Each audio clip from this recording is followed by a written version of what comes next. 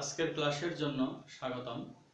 আজকে আমরা প্রতীয় সম ফাংশনের অন্তরজ আলোচনা করব, যেগুলো আমাদের ক্যালকুলাসের ক্ষেত্রে আমরা সূত্র হিসেবে ব্যবহার করে থাকি। অন্তরীকরণের ক্ষেত্রে এগুলো সূত্র হিসেবে ব্যবহার করে থাকি। এইটার যখন প্রতীয় অন্তরজ ব্যবহার করব তখন আমরা ওটা ইন্টিগ্রেশন ক্যালকুলাসের ক্ষেত্রে আমরা সূত্র হিসেবে ব্যবহার করে থাকি। আমরা ইতিপূর্বে জেনেছি এবং শিখেছি x to the power n এর অন্তরজ মূল্যায়ন আমরা শিখেছি n x to the power n minus 1। আবার x to the power n plus 1 এর অন্তরজ আমরা জানি n plus 1 into x to the power n plus 1 minus 1 equal n plus 1 x to the power n। তাহলে আমরা এখানে জানলাম যে x to the power n এর অন্তরজ n x to the power n minus 1, x to the power n plus 1 এর অন্তরজ n plus 1 x to the power n। আমরা এখন যদি আমরা এইটাকে ইন্টিগ্রেশন করি তাহলে আমরা পূর্বের ফাংশনটি আমরা ফিরে পাব। দেখা যায় যে আমরা নিয়ম অনুযায়ী আমরা এইখানে জেনেছি যে x স্কয়ার এর অন্তরীকরণ করলে আমরা 2x পাচ্ছি, যে পাওয়ার কমে যাচ্ছে। এখন যখন আমি 2x কে ইন্টিগ্রেশন করব তখন আবার x স্কয়ার মানে পাওয়ারটা আমরা ফিরে পাচ্ছি। পাওয়ার যত কমে গেল আবার তত বেড়ে গেল। তা আমরা কিভাবে বেড়ে যায়? তাহলে এখানে আমরা 1 পাওয়ার আছে, 1 পাওয়ারের সঙ্গে যদি আমরা 1 যোগ করি তাহলে এখানে আমরা 2 স্কয়ার পাওয়ারটি আমরা পেয়ে যাচ্ছি। অর্থাৎ এইটাকে আমরা ডিফারেন্সিয়েশন করলে যেটা পাবো ওইটাকে আমরা ইন্টিগ্রেশন করলে পূর্বেরটা ফিরে পাইতে গেলে আমাদের যে পাওয়ার আছে, যে চলকটি আছে তার পাওয়ার তার সাথে এক যোগ করলে আমরা পূর্বেরটা ফিরে পাচ্ছি। এখন দেখা যায় আমরা নিয়ম অনুযায়ী এখানে আছে n plus 1 into x to the power n। এটা আমরা কার ডিফারেন্সিয়েশন পেয়েছি? x to the power n plus 1। এটাকে যদি আমরা ডিফারেন্সিয়েশন করি, ডিফারেন্সিয়েশন করলে n plus 1 into x to the power n plus 1 minus 1, তাহলে n plus 1 into x to the power n আমরা এটা পেয়েছি। তাহলে ইন্টিগ্রেশন যদি আমরা করি n plus 1 x to the power n এখানে dx, এটাকে যদি আমরা ইন্টিগ্রেশন করি, ইন্টিগ্রেশন করলে আমরা ফিরে পাচ্ছি হলো আমাদের x to the power n plus 1। তাহলে নিয়ম অনুযায়ী আমরা লিখতেছি integration x to the power n dx equal x to the power n plus 1 by n plus 1। এদিকে যে n প্লাস 1 গুণ অবস্থা আছে এটাকে আমরা নিচে দিলাম। তাহলে আমরা এখানে জানলাম প্লাস আমরা ধ্রুবক। ইতিপূর্বে আমরা জেনেছি তিনটি ফাংশন থেকে আমরা x স্কয়ার নিয়েছি, x স্কয়ার মাইনাস 1 নিয়েছি, x স্কয়ার প্লাস 1 নিয়েছি। এদের তিনটি ফাংশনকে আমরা পর্যায়ক্রমে ডিফারেন্সিয়েশন করলে 2x 2x 2x পাচ্ছি।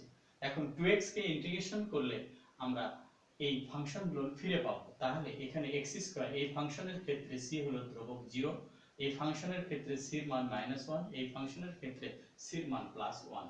এখানে আমরা জানলাম তাহলে x to the power n এর integration x to the power n plus 1 by n plus 1 আমরা জানলাম।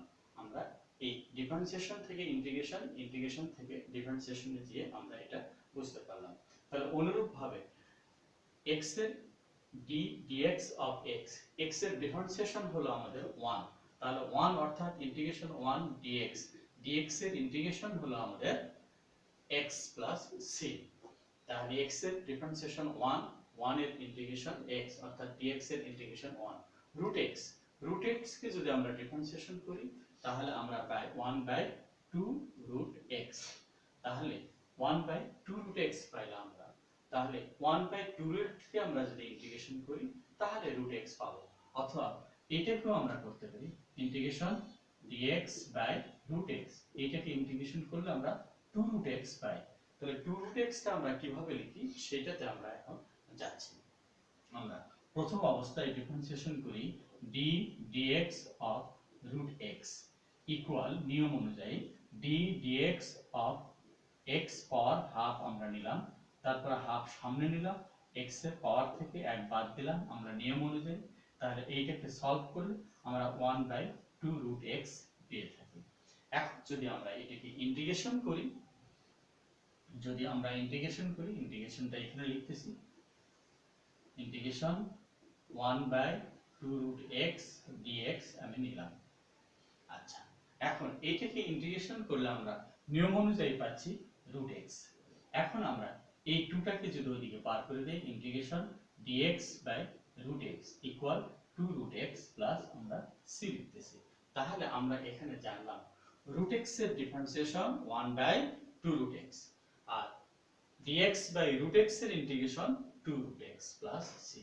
তাহলে √x এর ইন্টিগ্রেশন 1/2√x আর dx/√x এর ইন্টিগ্রেশন 2√x আমরা পাইলাম।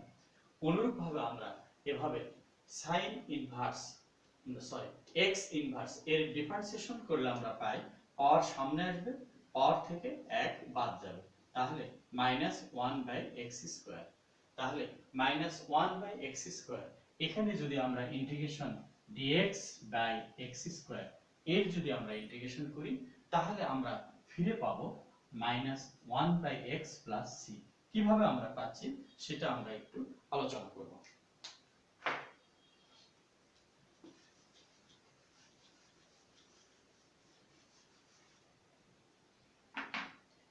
এখানে আমরা যা লিখতেছি যে integration x inverse to dx আমরা লিখলাম। এখন নিয়ম অনুযায়ী আমরা শিখেছি যে x to the power n এর ইন্টিগ্রেশনে আমরা কি পেয়েছি, x to the power n+1/n+1। আমরা এই নিয়মটি ফলো করব। তাহলে এখানে আমরা লিখব x to the power -2+1/-2+1 plus c। তাহলে এখানে আমরা পাচ্ছি x ইনভার্স নিচে -1 plus c equal -1/x plus c।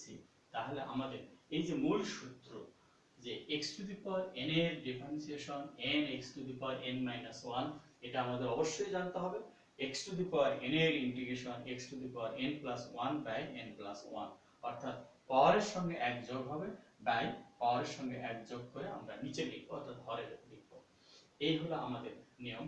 এভাবে আমরা ধ্রুবক d dx of c, ধ্রুবকের ডিফারেন্সিয়েশন আমরা জানি d dx of c যদি ধ্রুবক হয় তার ডিফারেন্সিয়েশন 0। এখন যদি আমরা 0 এর ইন্টিগ্রেশন করি তাহলে আমরা ধ্রুবকটি ফিরে পাবো।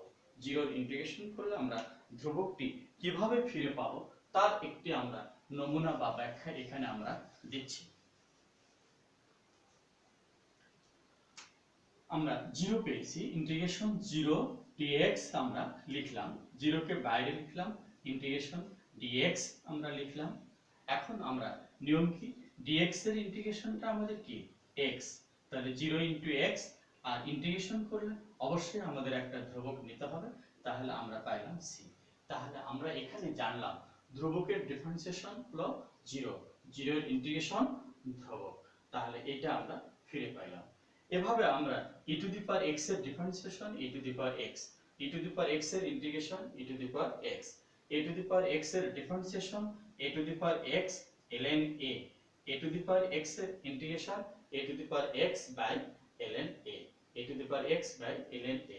এটা আমাদের কিভাবে আসে এটা একটু আমরা আলোচনা করে নিই।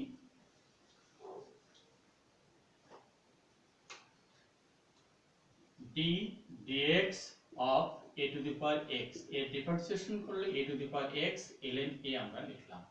এখন যদি আমরা ইন্টিগ্রেশন করি, integration a to the power x ln a dx নিলাম, তাহলে আমরা এখানে a to the power x পাবো। আমরা যেহেতু জানি যে অন্তরীকরণ এবং যোগজীকরণ পরস্পর বিপরীত প্রক্রিয়া, ডিফারেন্সিয়েশন করলে আমরা এইটি পেয়েছি, এইটাকে ইন্টিগ্রেশন করলে আমরা এটা পাবো, আমরা লিখেছি সাজ দ্যাট। এখন a to the power x dx লিখলাম আর ln a ধ্রুবক অংশ ওদিকে পার করে দিলাম, a to the power x by ln a আমরা নিলাম, এর সঙ্গে একটা c দেব। cটা আমরা কেন নিব প্রথমেই আমরা আলোচনা করেছি এবং দিয়েছি, এখানে তার উদাহরণটা আমরা রেখেছি। আজকে আমরা এ পর্যন্তই সূত্রগুলো আলোচনা করলাম। আমাদের এই সূত্রগুলো অর্থাৎ এই প্রতিসম ফাংশনের অন্তরজগুলো খুবই আমাদের প্রয়োজনীয়। এগুলো আমরা মূল্যায়নে আমরা অন্তরীকরণে করেছি। এখন আমরা ডিফারেন্সিয়েশন যোগজীকরণের ক্ষেত্রে আমরা এগুলো অবশ্যই মনে রাখার চেষ্টা করব। এগুলো মনে না রাখলে আমরা কোনো যোগজীকরণের অঙ্কই আমরা সহজেই করতে পারবো না। আজকে এখানেই, আল্লাহ হাফেজ।